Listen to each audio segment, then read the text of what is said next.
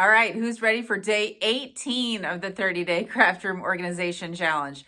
Now, yesterday's embossing folders might have been a little difficult. I think dies might be in the same category. So I want to show you some ideas that I have learned on how to store my dies based on trial and error over the years. So again, back at my die cutting station, this is an IKEA Kallax shelf, and I love it for the cubbies. I used 4 cubbies for my dies, and I'll explain to you that. So when I very first started, I had magnet sheets on the wall in my craft room, and I used to put all of my dies up there. And I liked the way that it looked, and it was also easy for people to come at a craft night or something and just grab a die that they wanted. But I quickly learned that that wasn't going to work because they were getting lost and I couldn't put them back in the right place, and I could never find what I was looking for. So again, when I'm organizing, my goal is to make things as easy as possible. So when I go to craft, I can find what I need. So let me walk you through my process when I buy a new set of dies. So first of all, the Stampin' Up! Dies come in a case like this, and it's a plastic sleeve. And then when you pull the dies out, all of the dies are taped. And so you have to pull off what you need. And so some people like to keep them on that sheet. For me, I just think it's way too cumbersome to open and close this plastic case. Now, I do not recommend throwing this away. I would definitely keep it. So when I buy a new die, I put the price in the upper right-hand corner. And that way, if I ever go to sell it, I know how much I paid for it. I can put the dies back in the original case, which is how a buyer would want to buy them. And then I just file them away.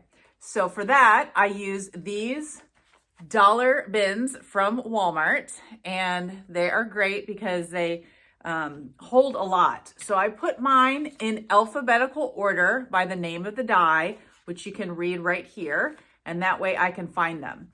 So notice I labeled this die cases. I could probably say current ones because here in the back, I have another bin, and this one's labeled my retired die cases. So that's one bin that I have for the cases. The second bin I have is down below, also using this bin from the dollar store. And this one is labeled magnet cards. And so I have some just ready to go so that when I buy a set of dies, I put them on one of these magnet cards. Now these are sold from Stampin' Storage. And I originally bought this size, which I learned was a little bit too small. And so I have now started buying the bigger sizes. Both of the bigger sizes fit. I'll show you a bigger size.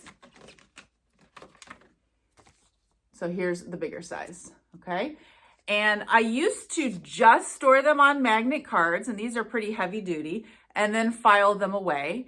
However, through trial and error, I also learned that that wasn't the best system. They pretty much need these plastic cases so that if a die falls off the magnet card, it's now going to be kept, with the original die set in the plastic sleeve.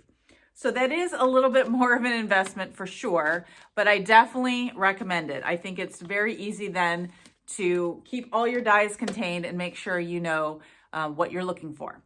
Okay, so moving on. Now, where do I store my dies? So I am using these crates, and I looked, this is heavy. I looked a lot for a container that I thought would work for this. This is actually a DVD holder. It's a wire mesh container from the Container Store. I will post the link below if they still sell it. I didn't check that before I recorded this. But in any case, I wanted a container that was pretty deep so that it could go pretty far back there. And I probably would have liked a clear container, but for whatever reason, this is the one that I found. I like how that I can put a clip on here, and I have it labeled that these are the retired dies that I'm keeping. So then within that bin, I got these from Stampin' Storage as well. These are just dividers. Again, it's mainly because it's my favorite color, but I just have them sort of labeled in 4 categories. So the first category is like general. Then I have shapes. Then I have letters and words, and then I have holiday. So those are the only categories that I, separate them by.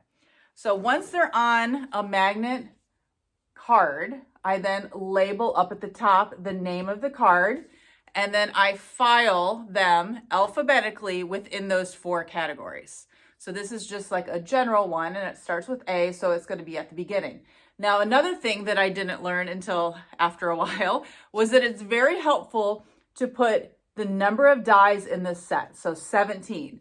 That way I can do a quick check to make sure that I have all the dies that I need, especially if I go to sell them sometime. I don't want to ever sell them with a die missing. So that's how I store my retired dies. And then over here, I have my current dies. And I have a lot less current dies. So I actually use a tin to sort of hold the place there. But that helps me just keep the current ones separate from the retired ones because, again, I teach classes and I try and use all current products. Now, one last tip that I have for you that is probably over the top, but for me, it's just something that I wanted to do for A, when I go to sell, or B, if people come over to my open craft sessions at my house, I let people use my dies. So rather than ruffling through all of these, I've made little notebooks. And these are smaller notebooks where I have photos of all of the dies in a plastic sheet cover. That way, if someone was just over the other day and they said they were looking for some kind of border. And I said, well, if you want to flip through here, you can find, well, there's a border there and you could, use that, or, basically it's just a pictorial reference for people to see what I have available. Then if I ever go to sell my dies, I pull them out of the retired section, I put them back in their original case, and then I pull out this picture and then I slip it in the front of the case. Because when you go to sell this, you can't tell really what the dies are. So I like just having a picture here so people can see.